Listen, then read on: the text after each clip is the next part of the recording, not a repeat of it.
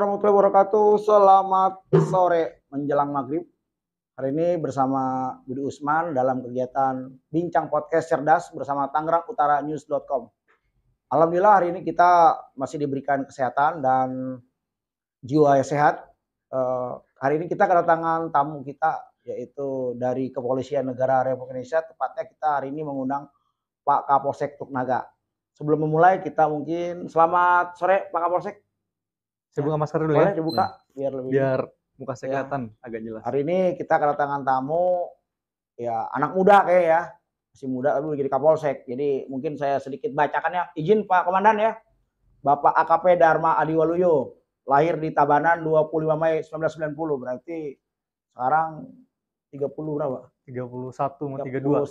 32. Ya, sebentar lagi 32. Jadi beliau ini biar masyarakat tahu adalah Kapolsek Teluk-Naga yang baru. Beliau terakhir dapat TR dari Kapolda Januari Pak ya? Januari. Jadi hari ini kita mengangkat sebuah tema yang cukup urgent dan menjadi pemenuhan informasi masyarakat terkait dengan penguatan peran Kaptipmas serta pencegahan COVID-19 yang sekarang ini sudah memasuki fase penyuntikan booster atau vaksinasi booster. Izin Pak Kapolsek mungkin bisa diceritakan peran Polsek Teluk-Naga selama 3 bulan terakhir ini. Saya lihat udah banyak sekali nih, banyak peristiwa kejadian yang cukup ya rame lah ya. Terakhir tawuran, mungkin bisa sedikit jabarkan oleh Pak Kapolsek terkait persoalan-persoalan yang sekarang sedang terjadi, terutama masalah tawuran, mungkin bisa disampaikan. Ya baik, terima kasih Bang Budi. Saya awal masuk di sini, sebelumnya saya udah mencari informasi dulu. Betul. Seperti apa sih di Teluk-Naga ini khususnya, kondisi masyarakat seperti apa, kemudian permasalahan-permasalahannya sosialnya seperti apa. Setelah masuk sini, saya baru bisa ya mengikuti alur masyarakat di sini seperti apa, kemudian fenomena-fenomena sosial masyarakat di sini seperti apa gitu kan. Memang pada awal saya menjabat di sini sepertinya landai-landai saja. Cuma lambat laun ke belakang saya dengar pada saat sebelum saya masuk sini itu sudah mulai bermunculan. Betul. Tawuran. Anak-anak sekolah yang yang tawuran itu kan. Kemudian malam-malam juga kelompok-kelompok anak muda yang ngumpul-ngumpul yang meresahkan warga. Ya seperti itu sudah mulai bermunculan sampai ada yang kemarin korban jiwa ya? Korban jiwa 2 ya, kurang lebih kemarin saya hitung itu sebulan setelah saya di sini menjabat di sini, baru sini kemudian yang beberapa minggu lalu yang di Tanjung Pasir itu. Itu ya sangat disayangkan sekali sebenarnya. Harus ada kejadian seperti itu kan.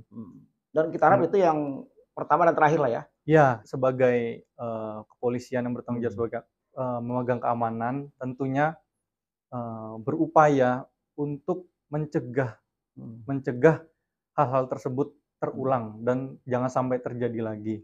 Di sini peran Binamas tentunya sangat besar karena ya itu tadi, Binamas itu adalah pintu masuk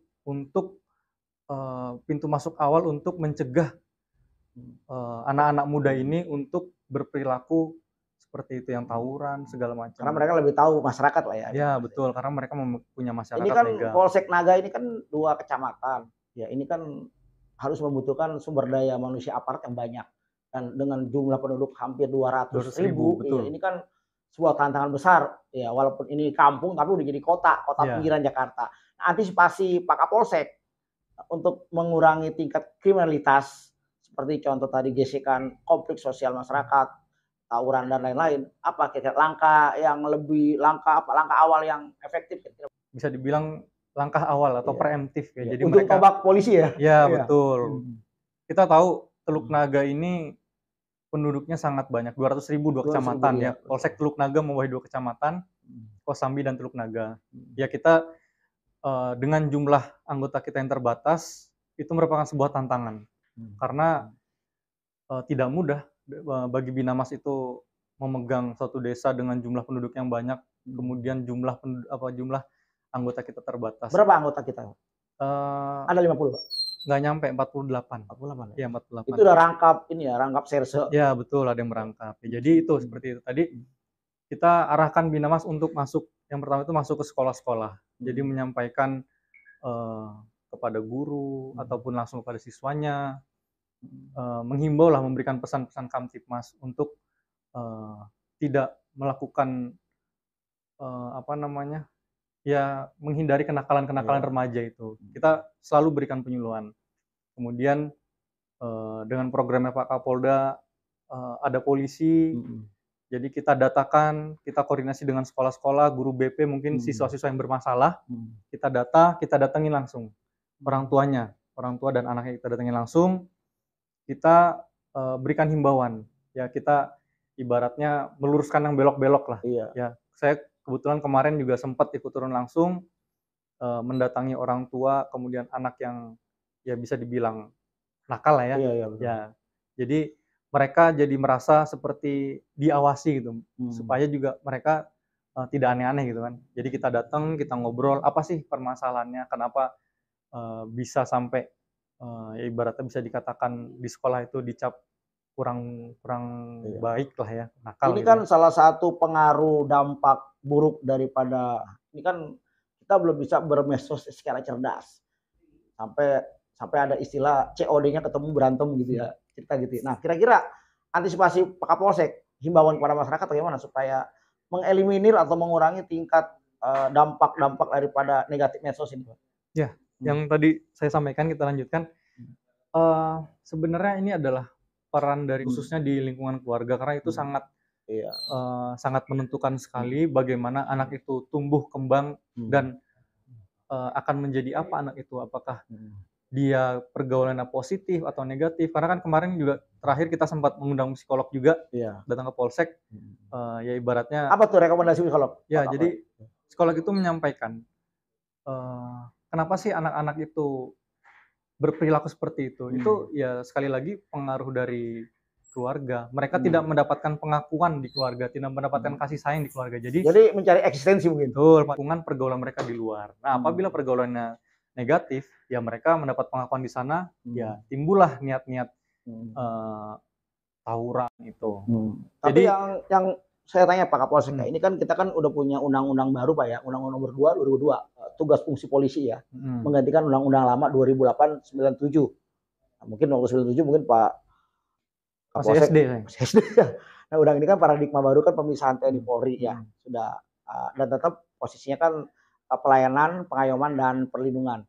Pertanyaan saya, fungsi Kamtibmas yang sudah dilakukan oleh Pak Kapolsek di era Pak Dharma ini apa langkah-langkah cepat dan awal yang dilakukan ketika Bapak pertama kali menjalankan tugas di Teluk Naga? Ya, tentunya saya warga masyarakat harus tahu dulu siapa sih Kapolsek yang baru, sosok Kapolsek yang baru itu siapa. Saya tentunya perkenalan dulu.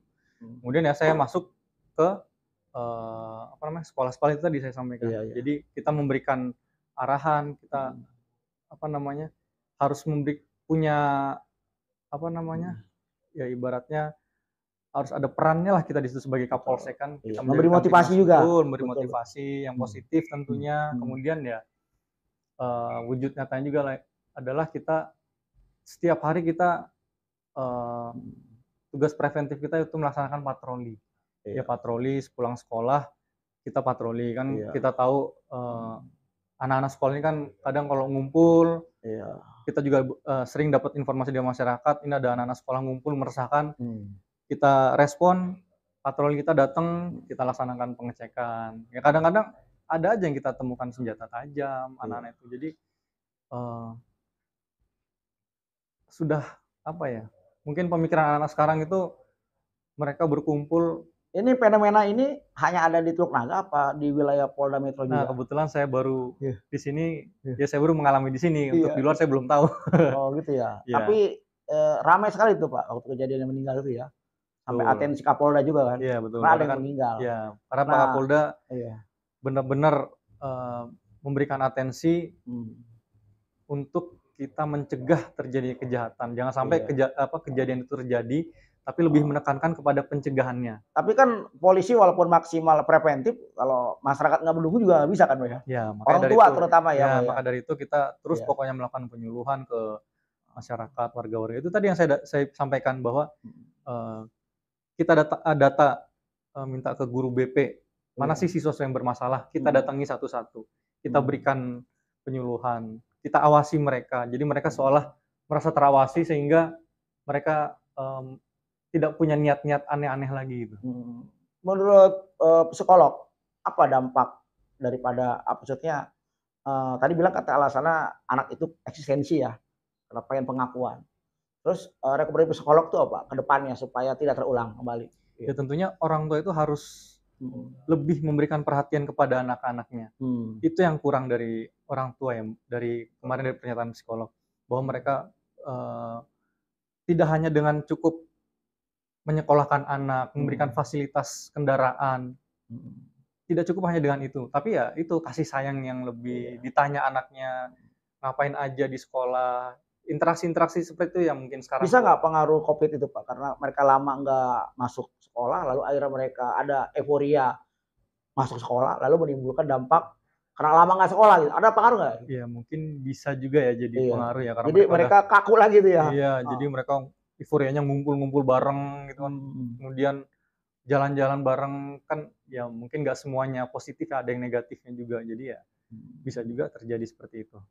Menurut Pak Kapolsek ya, Pak Kapolsek kan baru 3 bulan, pernah punya pengalaman dulu megang wilayah sebelum di sini?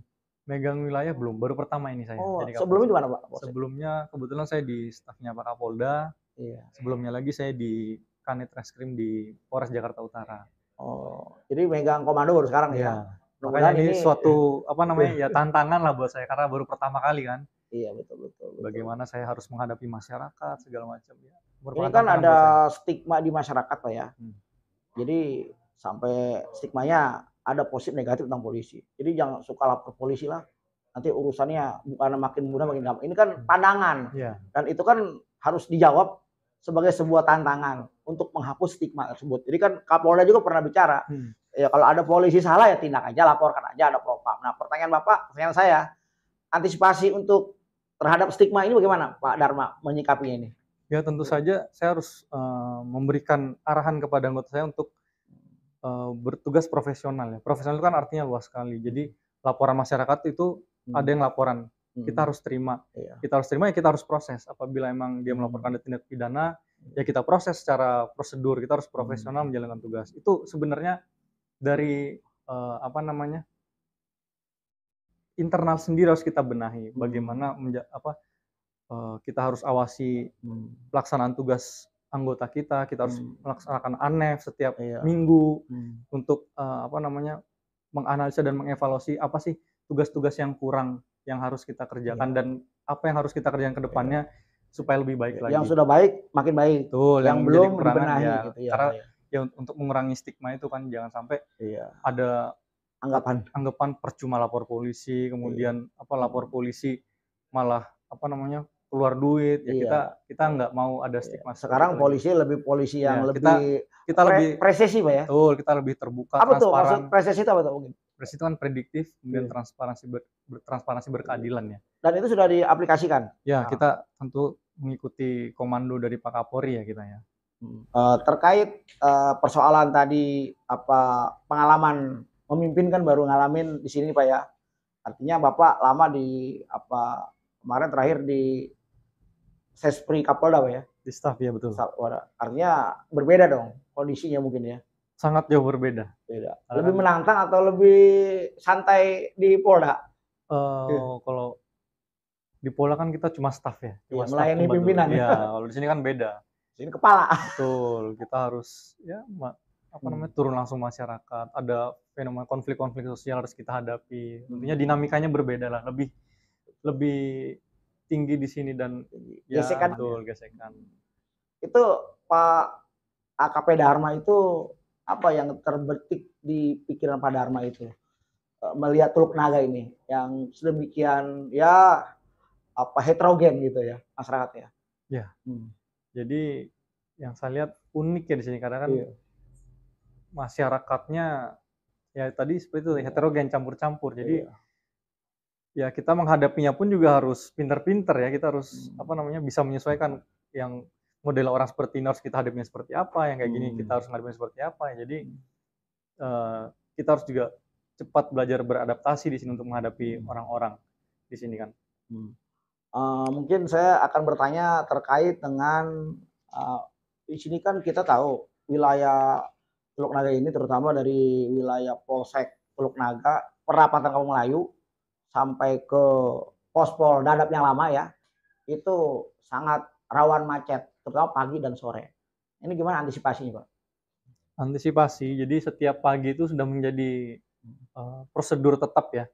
Jadi anggota lalu lintas, anggota patroli itu sebelum apel itu jam 7 kurang atau jam-jam sibuk, jam-jam kerja itu selalu ada di titik-titik rawan kemacetan di Jalan Pipa, pertigaan Kampung Melayu, kemudian di Dadap juga ada pos-pos itu kan. Nah, kemudian jam-jam sore juga jam pulang kerja selalu itu menjadi protap di Kalibaru juga, jembatan Kalibaru itu kan yang arah Paku Haji. Kemudian khusus di bulan Ramadan ini menjelang buka. Nah, menjelang buka ini kan kita tahu di Komplek Garuda itu kan betul orang nyari beli makan untuk buka puasa. Jadi fleksibel lah. Ada yang sudah menjadi Berapa kita lantas kita ada berapa?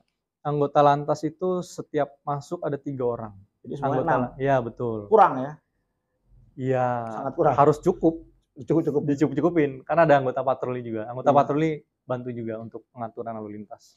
Ini kan kita lihat ada kejadian terbaru di Pasar Kemis. Ada perampokan toko emas.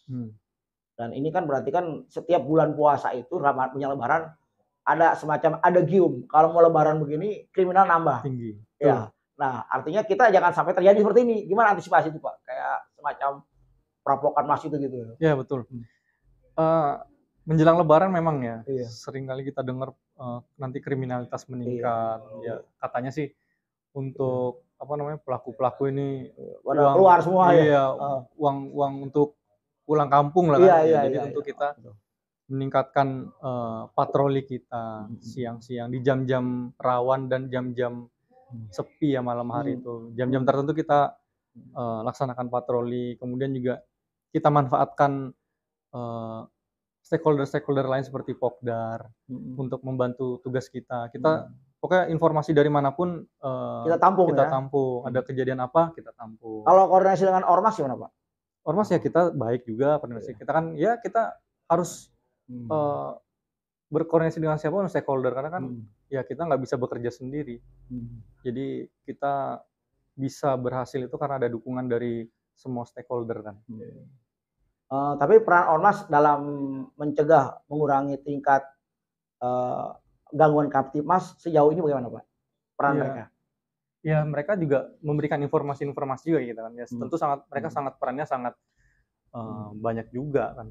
Ya kita juga sangat terbantu dengan adanya ormas-ormas ini kan memberikan informasi apa, ada kejadian apa kita tindak lanjuti seperti itu. Pak Dharma ini saya lihat di profilnya lahir di Tabanan. Ini asli Bali memang cuma numpang lahir aja nih? Saya kebetulan numpang lahir aja di situ. Karena bapak saya kan juga perantau. Jadi ya kebetulan pas dinas di Bali, saya lahir di Bali. Kakak saya lahirnya di Kupang malah, lebih jauh. Jauh-jauh, pencelok ya. Iya. Berarti aslinya Pak Dharma ini orang mana aslinya?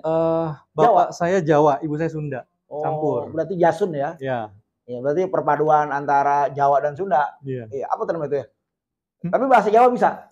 Nggak bisa? Bahasa Jawa ngerti, bahasa Sunda ngerti, tapi ngomong nggak bisa. Saya malah bahasa Bali yang bisa. Oh, bahasa Bali. Iya. Gitu. Oke, Pak Kapolsek, mungkin pertanyaan terakhir saya sampaikan di sini kita. Ini ada kemarin cerita, ini request daripada masyarakat nih. Tolong ditanyakan ke Pak Dharma ya. Kemarin kan ada pertemuan dengan 3 pilar, Pak ya. Dengan Pak Dan Ramil, Pak Camat terkait dengan implikasi daripada dampak tawuran ini. Pertanyaan saya ini kalau nggak salah ada yang masih ditahan atau itu Polmas atau penegakan hukum itu, Pak? Yang kemarin itu, Pak. Jadi kemarin itu kan ada 10 orang yang kita amankan. Jadi 4 diantaranya itu kedapatan membawa sajam. Jadi yang kedapatan membawa sajam tentu akan kita proses lanjut dengan undang-undang darurat. Itu ada 4 orang. Ya, jadi 6 orang kita berikan pembinaan, kemudian kita kembalikan ke orang tuanya. Ya, yang kita anggap tidak terlalu terlibat jauh ya. Ya, betul. Kita berikan pembinaan saja, tapi tetap dalam pengawasan kita. Tapi yang kemarin ada yang terbunuh itu lanjut? Iya. Itu nggak bisa Polmas ya? Nggak bisa, itu kan bisa ya? penganiayaan mengakibatkan orang meninggal. Walaupun di bawah umur pelaku. Ya, tetap anak berhadapan dengan hukum. Tapi ditahan mereka. Cuma prosesnya untuk kejaksaan lebih cepat daripada orang dewasa ya. Iya, jadi kita kemarin sudah tahap 2 kan ke kejaksaan. Iya. Jadi berarti mereka juga harusnya di LP anak berarti ya. Titiknya apa di polsek? Sementara titipan jaksa masih di polsek untuk sementara. Ya, harusnya memang khusus anak ya. Nanti setelah putusan pengadilan baru di LP anak. Mungkin Pak Kapolsek bisa memberikan pesan kepada masyarakat Teluk Naga Kosambi terkait situasi-situasi yang kita harapkan kondusif ya ke depan ya, Pak Kapolsek ya. Saya harap kemarin itu yang tawuran itu yang terakhir udah nggak ada lagi. Karena memang menyita perhatian masyarakat. Mungkin bisa ada sedikit statement harapan terhadap masyarakat dan stakeholder yang ada terkait dengan mengurangi gangguan Kamtipmas di wilayah hukum Polsek Teluk Naga. Silakan pendapat Kapolsek. Jadi saya sebagai Kapolsek Teluk Naga sangat mengharapkan kerjasama daripada masyarakat untuk membantu kami dalam menjaga situasi Kamtipmas. Caranya mudah saja. Kita sama-sama saling menjaga, saling mengingatkan, memberikan informasi kepada kami apabila ada potensi-potensi terjadinya tindak pidana. Sebisa mungkin kita cegah, jangan sampai sudah ada kejadian, baru kita bingung, baru kita oprak-oprak semua. Ya. Jadi bantu kami untuk mencegah terjadinya kejahatan dengan apa? Berikan informasi kami. Kami sangat terbuka dalam menerima informasi. Ya. Kemudian khususnya di bulan Ramadan ini, mari kita jaga kesucian bulan Ramadan dengan fokus beribadah. Ya, fokus beribadah dalam arti kurangi kegiatan-kegiatan yang negatif, khususnya anak-anak remaja.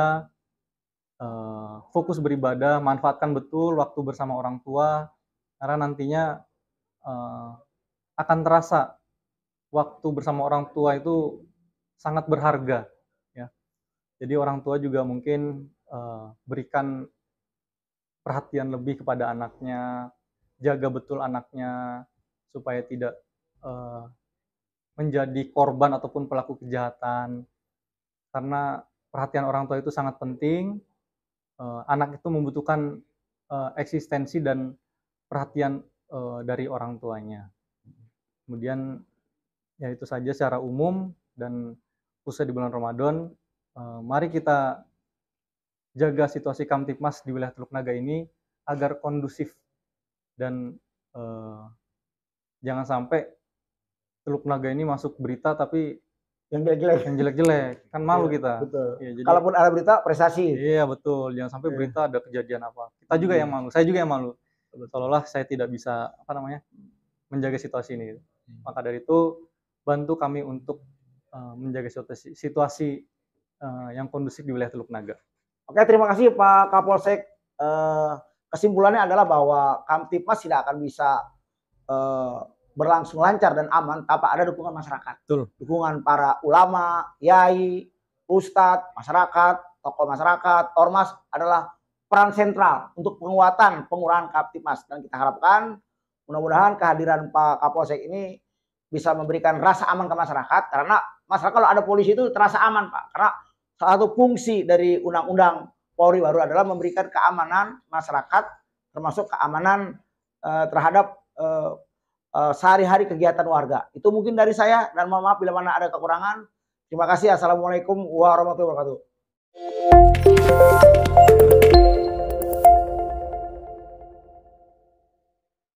Assalamualaikum warahmatullahi wabarakatuh.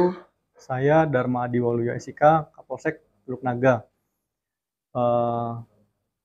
Memberikan sedikit testimoni kepada tangerangutaranews.com. Untuk tangerangutaranews.com, semoga bisa menjadi media yang membangun masyarakat, kemudian bisa menjadi media yang memberikan berita positif untuk masyarakat, membangun, mengkritik untuk membangun. Ya, semoga kedepannya lebih sukses, kemudian ya lebih aktif lagi dalam memberikan informasi kepada masyarakat. Itu saja dari saya. Terima kasih. Wassalamualaikum warahmatullahi wabarakatuh.